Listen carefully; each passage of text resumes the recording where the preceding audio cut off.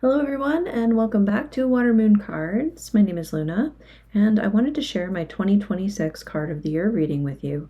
I wasn't necessarily planning on doing this, but because I got such an interesting card and actually the rest of the reading sort of made a lot of sense to me without too much thinking, although I've been chewing on it and digesting it for a couple of weeks now.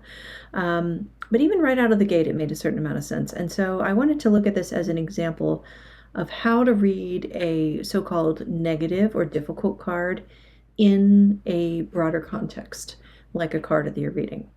So I hope this will be interesting to you, and you can always leave your own interpretation of this down below in the comments. I'd love to know what you think of it. So this spread is based on my own spread that I developed, which is based on a bigger spread that Katie Flowers used to do. And I'll put the explainer video link down below so you can follow along and do a reading like this for yourself if you'd like. But essentially, I don't calculate my card of the year. I do just a draw from a major, and I didn't even draw this particular card. I used another deck. So I set this up for the thumbnail so that we would not have naked people, because I know YouTube's weird about nudity now. This particular tower comes from the Tarot for the Great Outdoors, which I do like a lot. But I decided I wanted to use the Estrella Tarot by the artist Ash La Estrella. She is out of France, and I'll show you the box real quick. I wanted to use this deck because I hadn't been using it enough, and I thought what better time than the card of the year. I'll be able to appreciate this artwork all year round.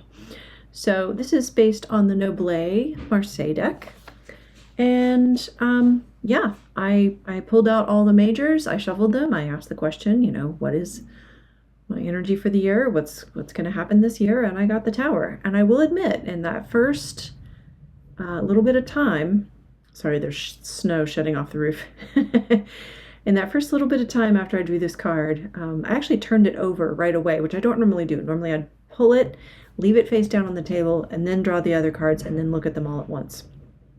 But this time I turned it over and I kind of had a quick, gut reaction like, oh no! And I just have to laugh at myself because I know better. And yet it's still possible to have these kinds of reactions, right? So I said, don't worry, it's going to be fine, Luna. Just, put that aside, draw your other cards, see what happens. So what was cool about that was that I did get some really kick-ass cards for this. So the position number 1 in this particular version of a card of the year reading is what energy of the central card is most prevalent. And I got the Cavalier d'Épée, or the Knight of Swords, which in this particular deck is also represented by the trans activist Marsha P. Johnson.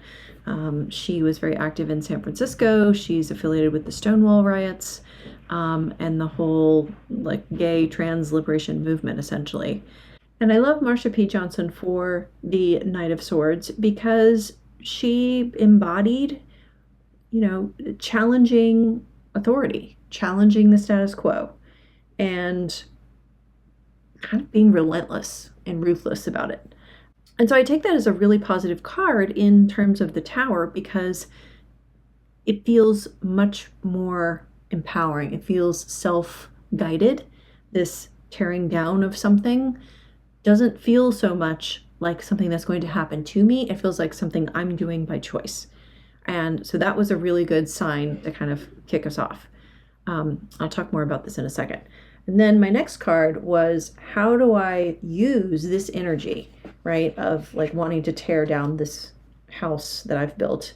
And I got the 8 of what in this deck are cowrie shells, but would synchronize with the 8 of coins. And this to me is a card that says do it over and over again, so it's not going to be a one big whack with your sword and the whole thing comes tumbling down. This thing is solid. My habits, my perspective, my tendencies, my comfy little situation is there in a way that has been built up over a long time.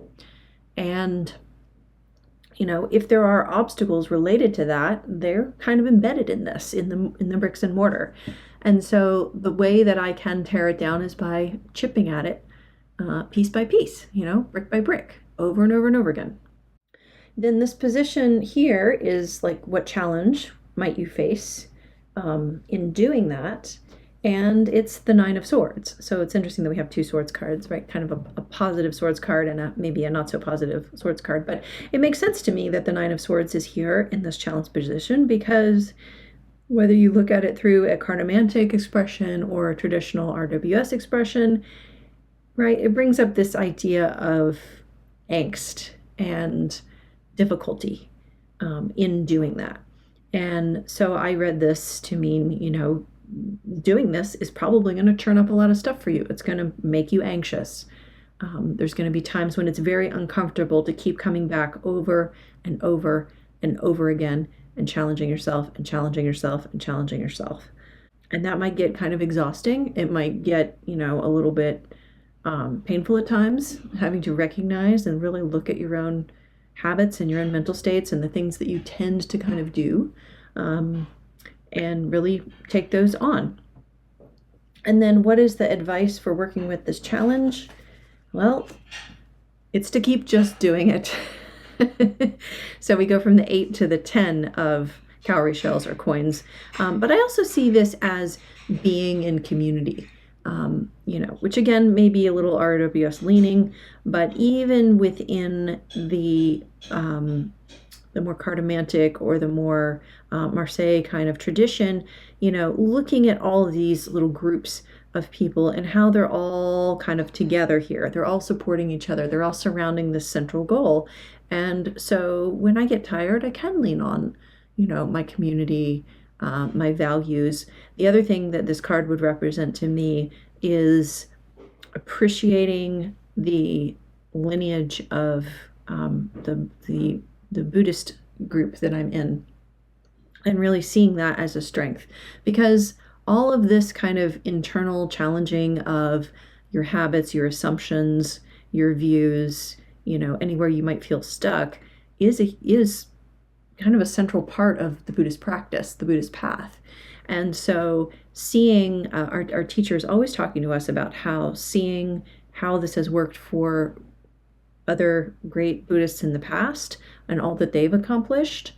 If you look at people like, other spiritual leaders like Gandhi or Thich Nhat Hanh, Nelson Mandela, look at their legacy and look at all that they had to go through and all that they have accomplished. And you can do that too, maybe not on a worldwide scale, but you can still harness that goodness and that energy for yourself by following in their footsteps and by following the legacy and the teachings that you've been given and the toolkit that you have. So sort of this is like a multifaceted thing, right? It's community, it's the toolkit, it's the blessings of the lineage. It's all of those things kind of wrapped up into one thing. And it's also family. My family is a huge support to me. My partner is an amazing supporter and cheerleader. And my mom is too. Both my parents are on the path with me as well. So it's like multifaceted here, this supporting card. So when you look at this, I don't know, it just somehow, it makes a lot of sense to me, and it makes this central card not scary. It actually makes it like, oh, this is a fun challenge, And when it does get hard, and it probably will, and maybe there will be times, I'm just going to move these cards around a little bit because I was thinking about another visual analogy, right? This is like Don Quixote, tilting at windmills, like just running up against it, and you feel like you're just slamming yourself into these bricks over and over and nothing's happening. But really what you're doing is making tiny microscopic cracks and fissures in the thing, and eventually it will topple. You just have to keep going. You have to keep at it, and you have to maybe, ask for help and support when you need it. So that's where I'm at with this reading, and I'm pretty stoked actually. Even though, because I've been, practicing Buddhism for a number of years now, and I've been challenging myself in a lot of ways, and I've been trying to kind of look at my biases and look at my blind spots and all of that, and I know how painful it can be. But the more you do it, the less painful it is and the more interesting it is. And so that's another kind of thing to remember for myself in this case. It's like the more familiar it becomes, the less scary this card becomes, because you're like, okay, yeah, it's a little disrupting, it's a little painful, but I know I can do it. I've done it before, right? And those around me do it, and that's all great. That's my card of the year reading. I'm sorry about all the background noise for this video. It just seemed to all happen at once, but I hope you're well. Let me know what your card of the reading was. If you pulled cards for yourself, you can leave a comment, or if you did a video and I missed it, please post a link below. I'd love to see it. Okay? Take care. See you later. Be well.